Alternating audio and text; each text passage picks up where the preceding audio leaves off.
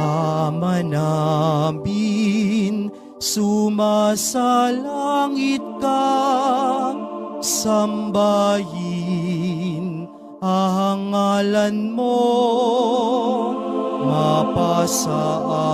amin ang kaharian mo, sundin ang loob mo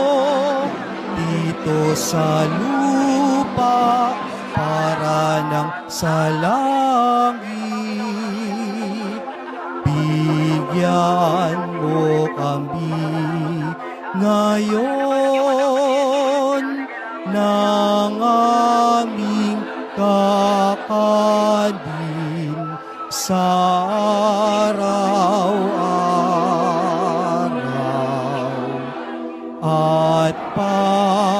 patawarin mo kami sa aming mga sala,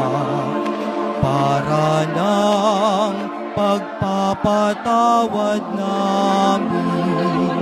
sa nagkakasala sa amin,